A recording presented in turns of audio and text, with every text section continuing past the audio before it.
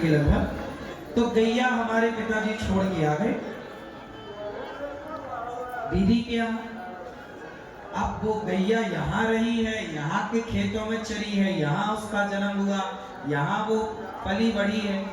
और गैया जब नई जगह पर गई तो वहां एक दो दिन तो रही, और जैसे ही उसे मौका मिला तो वो भाग गई वहां से, और भाग करके फिर घर आ गई,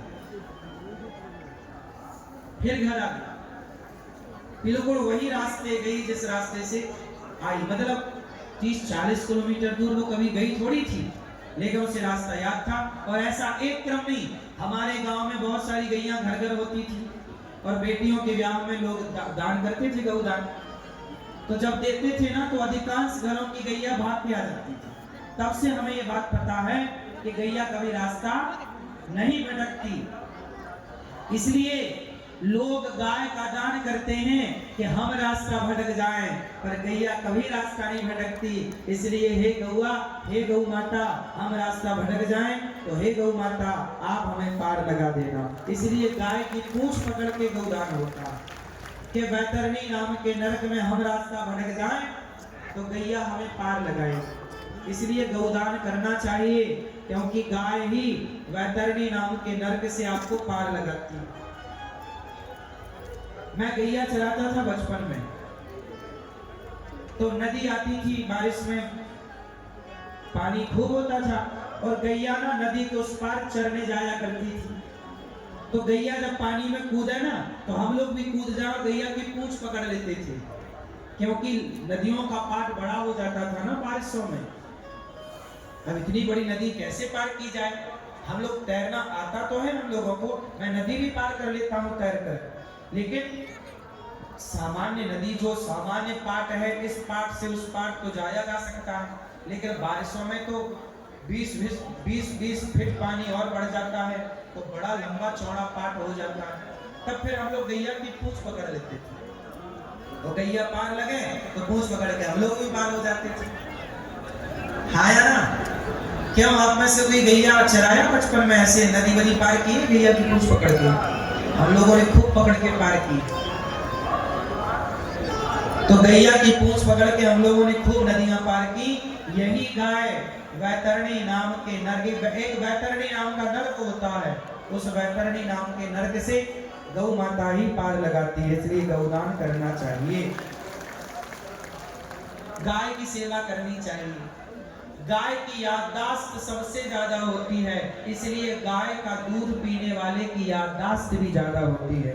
जो बच्चे याददाश्त से कमजोर हैं उन्हें शुद्ध देसी गाय, गाय मतलब देशी, वेद लक्षणा, जर्सी गाय का नहीं, भैंस का नहीं। अच्छा, भैंस की याददाश्त होती है?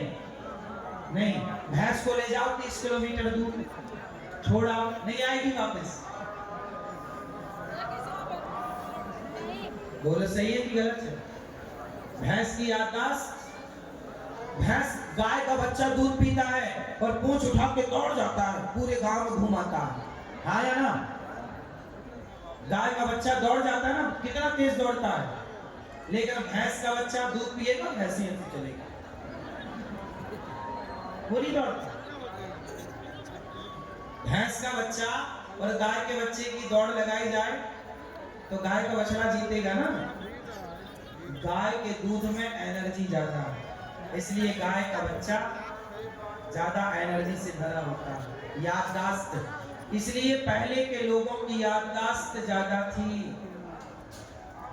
पहले के लोगों में शक्ति ज्यादा थी, पहले के लोग बीमार कम होते थे। भैया कब से सो ही रही हैं क्या? भैया तुमने यही गद्दा रजाई ले ली, बैठ ली बस। अच्छा, अभी तो सो भी रही थी भैया, बस खर्राटे, देख खर्राटे। यही सुख है प्रयागराज का, क्यों? सही। तो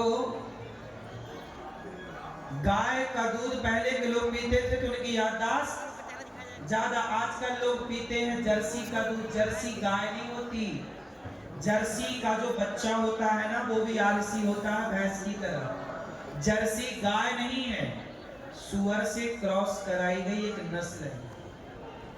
गाय की परंपरा को बिगाड़ने के लिए ये षड्यंत्र के तहत ये हुआ। जर्सी गाय के दूध में, जर्सी में कोई तो उसके दूध का कोई गुण नहीं होता, केवल सफेद होता है बस। हाँ, हरियाणा गाय ना देसी गाय है, पंजाबी गाय। गाय की पहचान आपको होगी ना, सुनो, गाय के नीचे झालर होती है, यहाँ क्या होती है? भारत में हरियाणवी गाय है, पंजाबी गाय है, गुजराती गाय है, राजस्थानी गाय है, देसी गाय है। तो गाय की पहचान बताऊं मैं आपको, गाय के नीचे झालर होती है, यहाँ पे क्या होती है? बोलो, जितनी झालर होगी